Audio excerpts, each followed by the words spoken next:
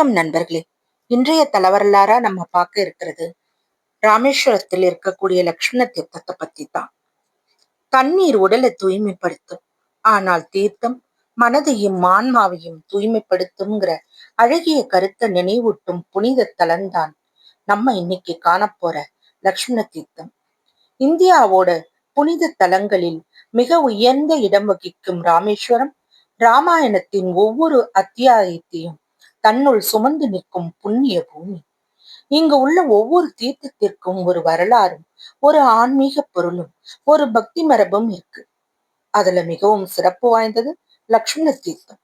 ராமாயண கதையின்படி ராவணனை வென்று சீதையை மீட்ட பிறகு ராமபிரான், லக்ஷ்மணன், அனுமன் உள்ளிட்டோரோட ராமேஸ்வரம் வர.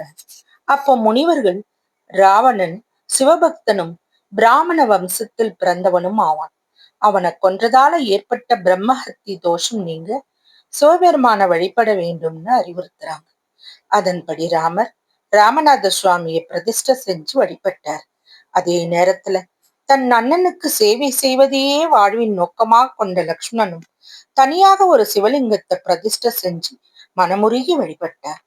அந்த சிவலிங்கமே இன்னைக்கு லட்சுமணேஸ்வரர்ன்ற பக்தர்களால வணங்கப்படுது. தலப்புராணம் கூறுவது படி வழிபாட்டிற்கு தேவையான புனித நீரை பெற லக்ஷ்மணன் தன் அம்பை பூமியில் செலுத்துறார்.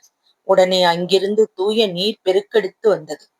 அந்த புனித நீர்நிலையை இன்னைக்கு லக்ஷ்மண தீர்த்தம்னு போற்றப்படுது. இந்த தீர்த்தத்துல நீராடுவதுங்கிறது வெறும் உடல் குளியல் மட்டும் இல்லைங்க.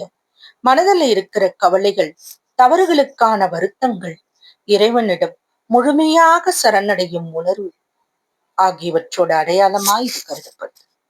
இங்கு நீராடி லட்சுமணேஸ்வரரை தரிசிச்சா குடும்பத்துல ஒற்றுமை பெருகும், மன அமைதி கிடைக்கும், பாவங்கள் நீங்கும், நல்ல எண்ணங்கள் வளரும்னு பக்தர்கள் நம்புறாங்க. பலர் தங்கள் முன்னோர்களுக்கு தர்ப்பணம் செஞ்சு ஆசீர்வாதம் பெறவும் இந்த தீர்த்தத்தை நாடி வராங்க. இன்னைக்கு நாம காணற இந்த பெரிய தீர்த்த குளம் அமைதியா காட்சியளித்தாலும் அதன் ஒவ்வொரு அலைக்கும் பின்னால ஆயிரக்கணக்கான ஆண்டுகளா பக்தர்களோட நம்பிக்கையும் கண்ணீரும் பிரார்த்தனையும் கலந்திருக்கிறது. தமிழ்ல ஒரு பழமொழி உண்டு, நீரின்றி அமையாத உலகு. அதுபோல பக்தியின்றி நிறைவு பெறாத வாழ்க்கை. அந்த பக்தியை நமக்குள்ள விதைக்கும் புனித இடங்களில் ஒன்றாக லக்ஷ்மணம் திகழ்கிறது. லக்ஷ்மண தீர்த்தம் திகழ்கிறது. ராமேஸ்வரம் போறவங்க வாய்ப்பு கிடைச்சா ராமநாத சுவாமி கோவிலை மட்டும் தரிசிச்சுட்டு திரும்பாம இந்த புனிதமான லக்ஷ்மண தீர்த்தம் மற்றும் லட்சுமணேஸ்வரர் கோவிலுக்கும் போய் சில நிமிடங்கள் அமைதியா அமருங்க. அந்த அமைதியை ஒரு ஆனந்த அனுபவமா, ஆன்மீக அனுபவமா மாறும். கோவிலுக்கு செல்றதுங்கிறது இறைவனை பார்ப்பதற்காக மட்டும் இல்லைங்க, நம்மை நாமே அறிந்து கொள்வதற்கும்ங்கிற உண்மையை இந்த தலம் நமக்கு உணர்த்தும். இந்த புனித தலத்தோட வரலாறு உங்களுக்கு பயனுள்ளதா இருந்தா இந்த வீடியோவை லைக் செய்யுங்க. உங்க நண்பர்களுடன் இத ஷேர் பண்ணுங்க. இது போன்ற தகவல்கள் மேலும் தெரிஞ்சுக்கணும்னா ரசி விலாக்ஸை சப்ஸ்கிரைப் பண்ணுங்க, லைக் பண்ணுங்க, இந்த சேனலை ஷேர் பண்ணுங்க.